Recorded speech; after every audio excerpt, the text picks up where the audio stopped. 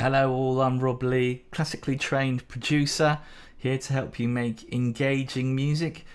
And today we're going to look at something that's a bit specific to the Logic DAW.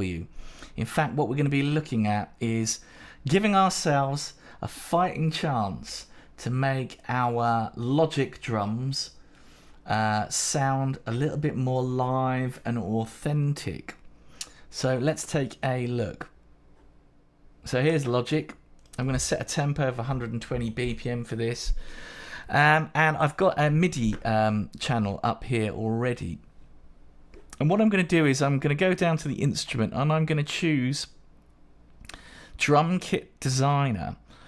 But instead of just hitting stereo, I'm going to go to the multi-output version. So let's have a look at this.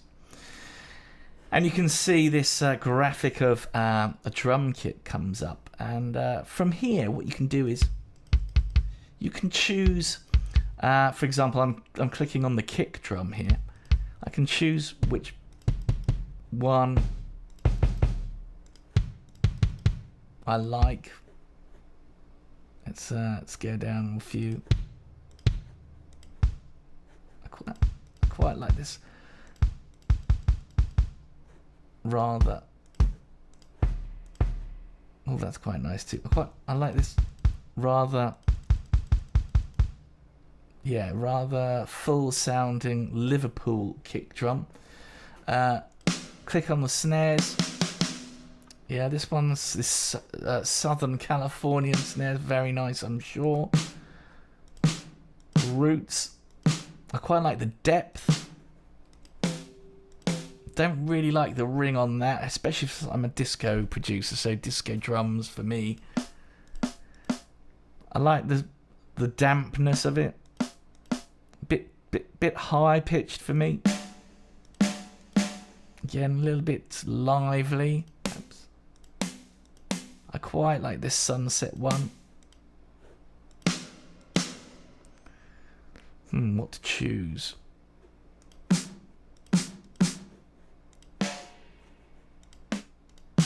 Oh, I like this. Portland, it's got a nice low end on it.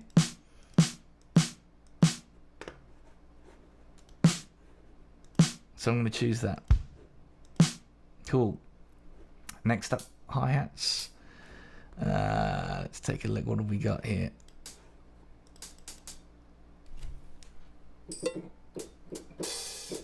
Yeah, if I use my keyboard, I can get... They're a little bit too full for me. They're quite nice. A bit dark, perhaps. They're quite nice.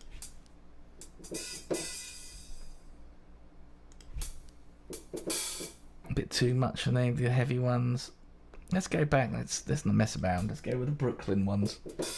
I quite like those. And then toms. All of these, I quite like them. Oh, I like these two.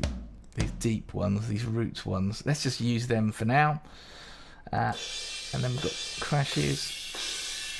Oh, they're a little bit hefty for me, perhaps. Yeah, these two.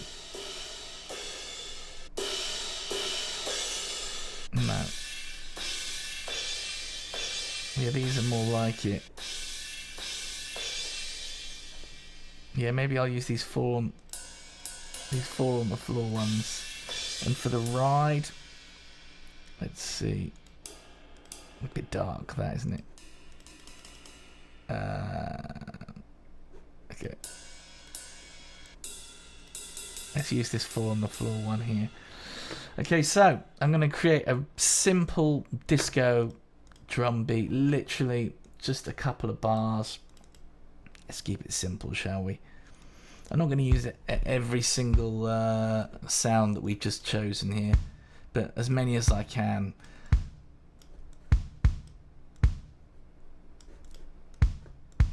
So, here we go. claps included.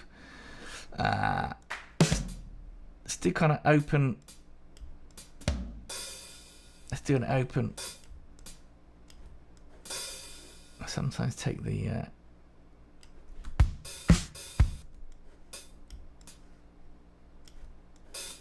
velocity down a little bit with the hi-hat. Turn the metronome off.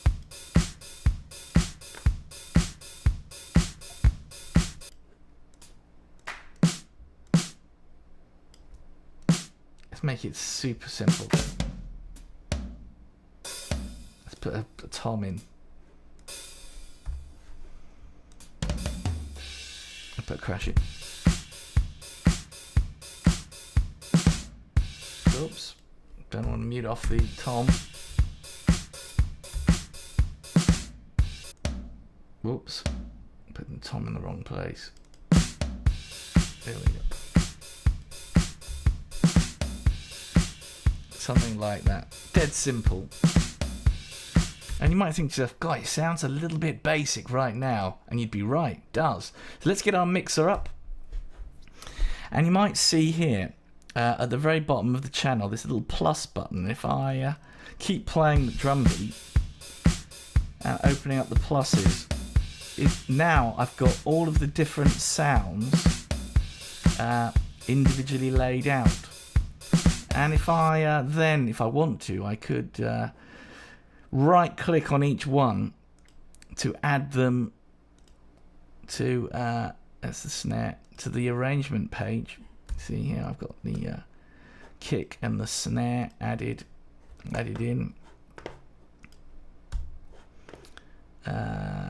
Toms, right click, hi-hat and percussion, create track, etc.